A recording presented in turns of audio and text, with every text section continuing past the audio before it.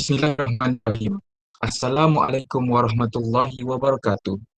Syukur kepada Ilahi kerana dengan izinnya dapat kita bersua kali ini dalam satu forum ilmiah bagi membincangkan berkenaan salah satu isu yang berlaku di dalam bidang pendidikan pada masa kini.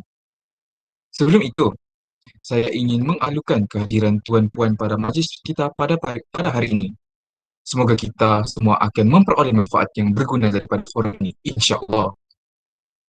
Tajuk forum kita pada hari ini berkisar mengenai isu dan cabaran pendidikan semasa di Malaysia, berfokuskan kepada kerelevanan pendidikan luar bandar pada masa kini.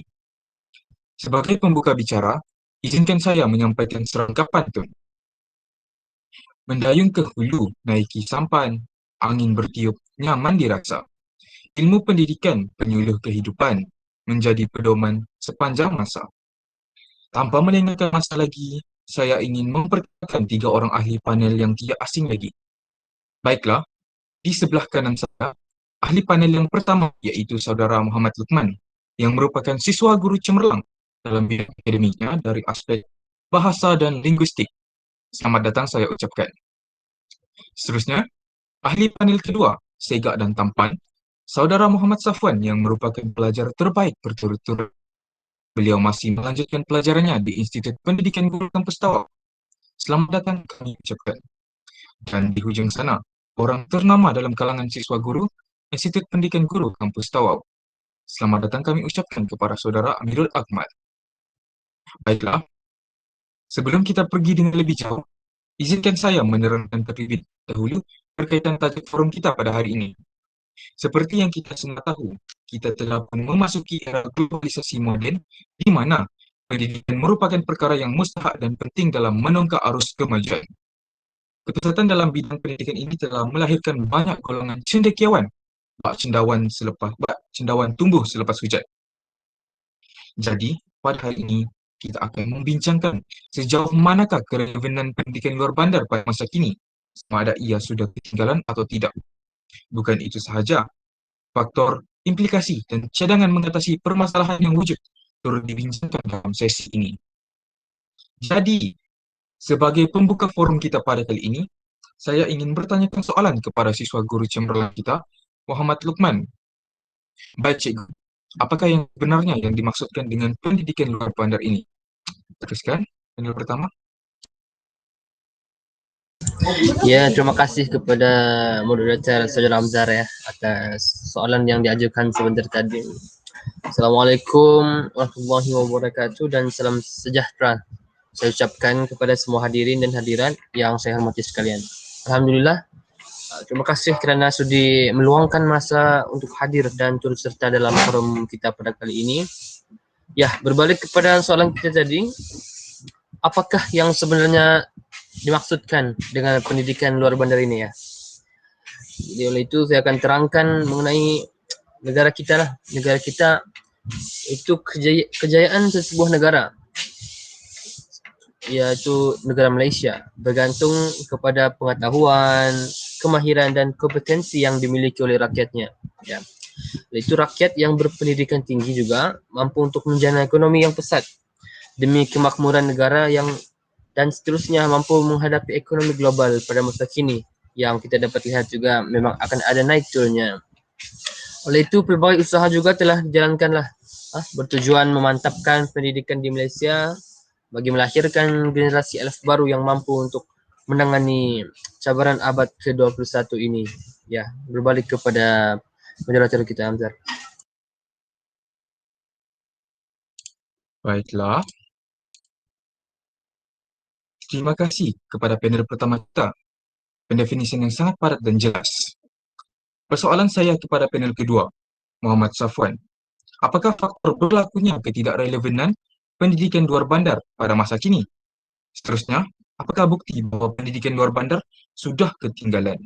Teruskan, panel kedua. Okey, baiklah. Terima kasih kepada moderator kita yang segak lagi bergaya, Saudara Amzar, di atas soalan yang diajukan sebentar tadi. Assalamualaikum dan salam sejahtera saya ucapkan kepada semua hadirin dan hadirat yang saya hormati. Berbalik kepada soalan tadi, sebenarnya terdapat berbagai faktor-faktor yang menjadi penyebab kepada pendidikan luar bandar tidak lagi relevan dan juga berkualiti. Namun, pada forum petang ini saya akan memfokuskan kepada 3 faktor utama. Yang pertama, faktor kemahiran teknologi maklumat dan telekomunikasi. Dalam konteks ini, kemahiran di dalam penggunaan komputer adalah penyumbang kepada kejayaan hasil pembelajaran.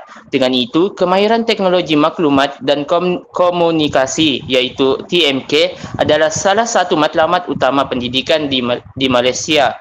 Menurut Azura 2012, kemahiran TMK merupakan prasyarat yang diperlukan bagi literasi maklumat dan pembelajaran sepanjang hayat. Kemahiran di dalam penggunaan komputer dan kemudahan kepada akses maklumat akan menjadikan pelajar itu lebih cepat mendapat maklumat dan lebih berdaya saing. Kajian yang telah dijalankan oleh Azura pada 2012 di kawasan luar bandar, iaitu di negeri Johor, mendapati peratusan pemilikan komputer dan penggunaan TMK adalah rendah, sementara kemahiran asas TMK pula berada pada tahap sederhana. Hasil kajian juga menunjukkan jurang digital merupakan isu yang berterusan di kawasan luar bandar. Keadaan sosioekonomi luar bandar telah meletakkan teknologi di luar capaian rakyat atas alasan tidak mampu membeli komputer. Jadi jelaslah di sini bahawa asas kemahiran TMK amat penting bagi pendidikan murid-murid. Okey, baiklah, faktor yang kedua ialah kualiti guru. Hal ini katakan demikian kerana kualiti pendidikan turut dipengaruhi oleh kualiti pengajaran guru. Kajian yang telah dijalankan oleh Rohani, Azri dan Nordin pada 2010 ke atas 458 orang pelajar tingkatan 4 menunjukkan bahawa wujudnya hubungan positif antara ciri kualiti guru yang dikaji dengan komitmen belajar pelajar. Dan ini menunjukkan bahawa ciri kualiti yang ada pada guru mempengaruhi komitmen belajar pelajar. Sikap, pengalaman serta komitmen guru terhadap pengajaran dan pembelajaran di dalam bilik darjah turut menggalakkan penglibatan intelektual murid dalam proses PDP. Secara tidak langsung, perkara ini akan dapat meningkatkan pencapaian pelajar tersebut. Mengikut laporan perangkaan dalam sistem maklumat pengurusan pendidikan pada tahun 2007, menunjukkan bahawa 33.13% guru-guru yang mengajar adalah terdiri daripada guru sandaran tidak terlatih, yang mana sebahagian besarnya tertumpu di sekolah rendah luar bandar. Selain itu, menurut Azrul dan Afiza 2009, JPN Sabah masih menghadapi kesukaran menempatkan guru-guru terlatih dan berpengalaman terutamanya bagi mata pelajaran kritikal seperti bahasa Inggeris di luar bandar. Ketiadaan rumah guru dan sekiranya disediakan rumah guru keadaannya yang daif, masalah pengangkutan bekalan elektrik dan air merupakan punca utama guru-guru tidak berminat mengajar di sekolah luar bandar. Jadi jelaslah di sini bahawa apabila guru-guru yang berpengalaman ataupun mempunyai kemahiran yang tinggi dan dia terlatih, apabila mereka tidak minat untuk mengajar di kawasan luar bandar, ini akan turut menjejaskan kualiti pendidikan di kawasan luar bandar. Baiklah, akhir sekali, faktor kadar kemiskinan. Aktiviti ekonomi luar bandar seperti pertanian yang bercorak tradisi memberi nilai rendah terhadap pendapatan. Keadaan ini menyumbang kepada pembangunan yang kurang memberangsangkan serta mengurangkan peluang pekerjaan yang berdaya saing dan bernilai tinggi. Seterusnya menyebabkan pendapatan isi rumah berkurangan. Menurut Farida 2005 menyatakan, faktor kemiskinan, keluarga, pelajar, sekolah dan persekitaran banyak mempengaruhi kelemahan pelajar dalam akademik, terutamanya aspek bahasa, angka, pembelajaran dan perkembangan minda serta motivasi. Faktor-faktor ini akan mempengaruhi kualiti pembelajaran luar bandar. Baiklah, itu sahaja daripada saya. Sekian, terima kasih. Terima kasih kepada panel kedua kita, Muhammad Safwan. Berdasarkan penerangan tadi, dapat kita lihat di sini bahawa faktor-faktor yang telah dikemukakan oleh panel kedua kita itu merupakan faktor mengapa pendidikan luar bandar itu tidak relevan dan ketinggalan. Baiklah, pada pandangan panel ketiga kita, Amirul Akmal, Adakah isu yang dibincangkan ini akan memberikan sebarang implikasi? Silakan panel ketiga bagi mengupaskan ujian anda. Baiklah, terima kasih kepada moderator kita. Terima kasih juga kerana telah memberi kesempatan kepada saya untuk bersama-sama dalam forum ini. Berbalik kepada soalan yang ditujukan tadi, seperti mana yang kita sudah maklum, pada masa kini, berikutan kesamaan peluang mengakses TMK, terdapat beberapa inisiatif daripada pihak kerajaan bagi merapatkan jurang digital. Secara dasarnya, jurang ini telah mewujudkan satu jarak di antara yang mendapat akses kepada teknologi dengan yang tidak berpeluang mendapat akses tersebut. Oleh hal yang demikian, antara peranan kerajaan telah melaksanakan telecenter iaitu TC pada tahun 1998 yang bertujuan untuk menghubungkan kawasan luar bandar melalui perkhidmatan internet dan jalur lebar. Selain itu, kerajaan turut mengadakan pembangunan koridor raya multimedia yang bertujuan meningkatkan kepentingan literasi. Namun begitu, mereka sama sekali tidak menggambarkan kesedaran terhadap peningkatan penggunaan TMK kerana pendidikan di kawasan luar bandar masih belum mencapai tahap yang dihasratkan oleh kerajaan. Selain itu,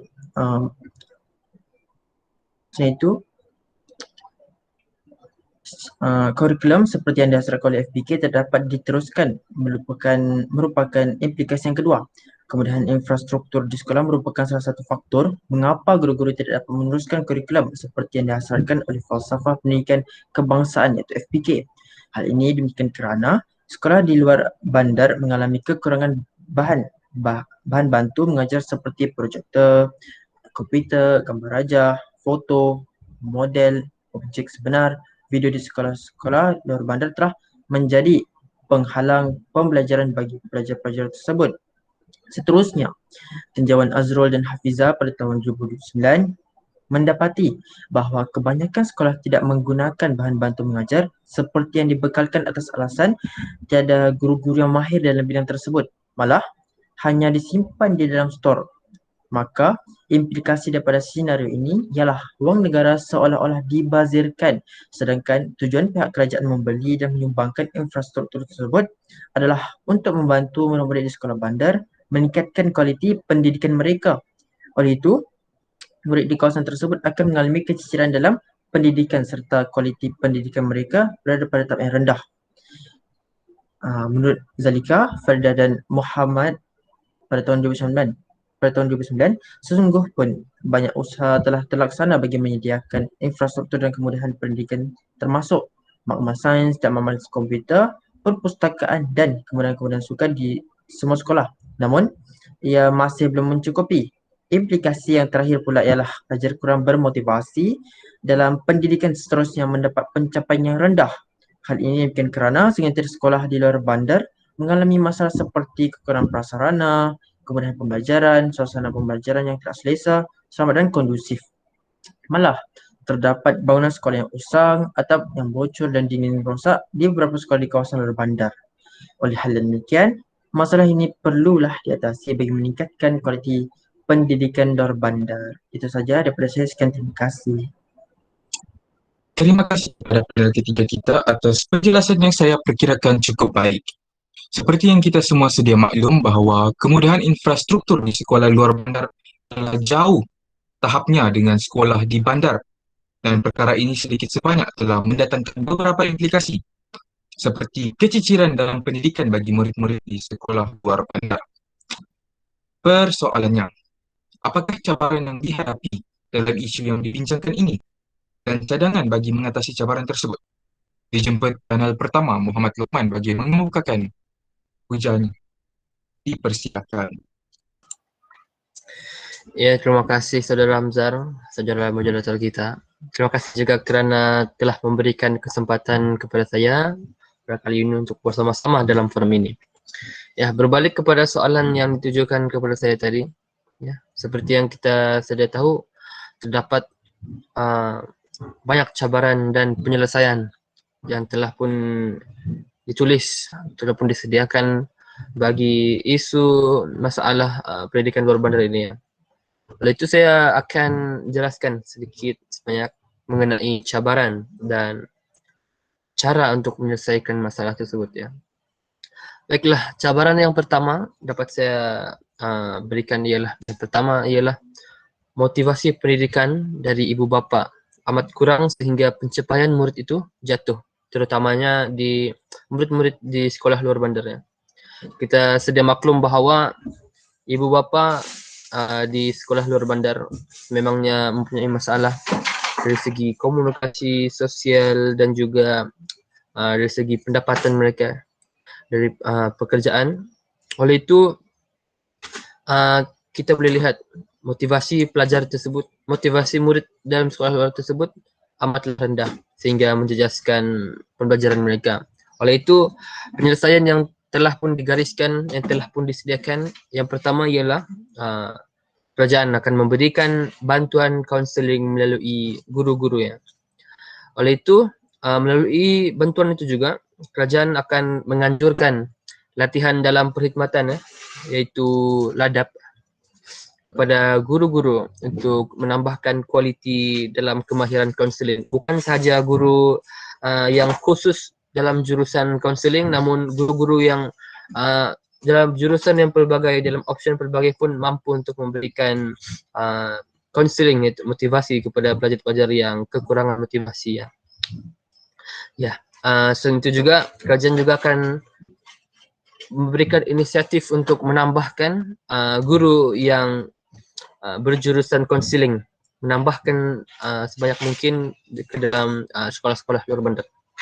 Ya, itu bagi isu yang pertama ya. Bagi cabaran yang kedua.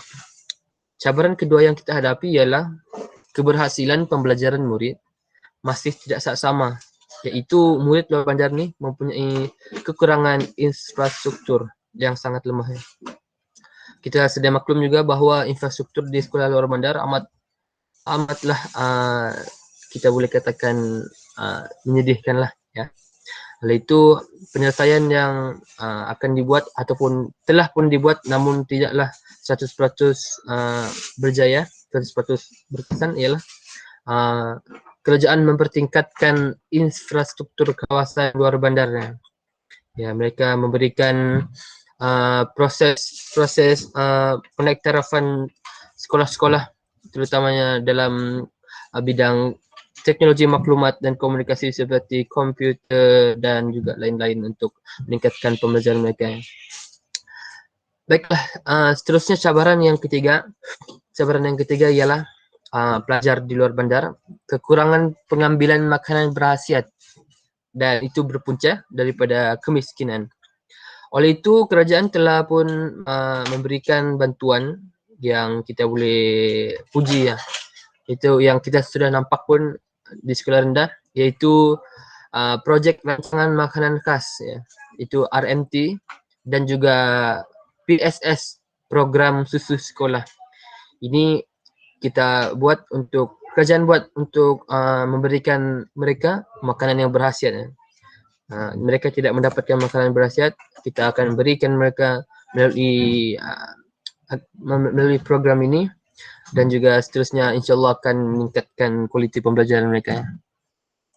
Seterusnya ialah cabaran yang keempat. Cabaran keempat iaitu pencapaian yang rendah dalam subjek bahasa Inggeris ya, khususnya. Kerana sememangnya mereka menggunakan bahasa mereka di sana sendiri. Bahasa pasar ataupun bahasa kawasan setempat. Dan pendedahan terhadap bahasa Inggris amatlah kurang. Oleh itu kerajaan telah memberikan inisiatif agar sekolah-sekolah rendah yang lemah, pelajar sekolah rendah yang lemah dalam subjek English, Matematik, Sains dan BM Bahasa Melayu akan mendapat SBT ya. SBT iaitu Scheme Voucher Tuition. Manakala pelajar sekolah menengah kerajaan akan memberikan BKP ya. BKP iaitu Beasiswa Kecil Persekutuan dan BKPU, Beasiswa Kelas Persediaan Universiti bagi pelajar sekolah menengah yang cemerlang dari ketiga-tiga aspeknya, iaitu akademik, kokurikulum dan sukan. Dan cabaran yang terakhir ialah kita sedia maklum bahawa bentuk muka bumi di sekolah luar bandar amat mencabar iaitu terutamanya kawasan sungai. Dan kebanyakannya memang kita sedia maklum bahawa terdapat pelajar-pelajar dan guru-guru terpaksa menyeberang sungai untuk pergi ke sekolah. Oleh itu, kerajaan telah pun menyediakan bantuan iaitu jaket keselamatan. Dan kita boleh lihat juga pada tahun 2005, Kementerian Pendidikan Malaysia telah pun menyumbangkan 37,000 jaket yang bernilai RM1,400,000 kepada sekolah-sekolah pada tahun 2005. Jelaslah bahawa cabaran-cabaran ini akan kita atasi dari semasa ke semasa. Sekian terima kasih. Kita berbalik kepada moderator. Baiklah, terima kasih saya ucapkan kepada ketiga-tiga ahli panel kita pada hari ini kerana sudi hadir dan sudi menyuarakan pendapat masing-masing. Moga apa yang kita dapat hari ini memberikan sedikit pencerahan dan input yang bermanfaat kepada kita. Nampaknya, masa amat mencemburi kita. Jadi sedikit rumusan yang dapat kita buat pada hari ini ialah pendidikan berbandar adalah relevan dan tidak relevan. Maksud saya di sini ialah perkara ini mempunyai pro dan kontranya yang tersendiri. Justru, segala cadangan penyelesaian yang dikemukakan tadi harus dilaksanakan bagi mengatasi cabaran yang telah dikemukakan. Baiklah, sebelum kami mengundur diri, terimalah serangkap pantunan indah daripada saya. Tuhailah pagi, antara masak, esok jangan layu-layuan.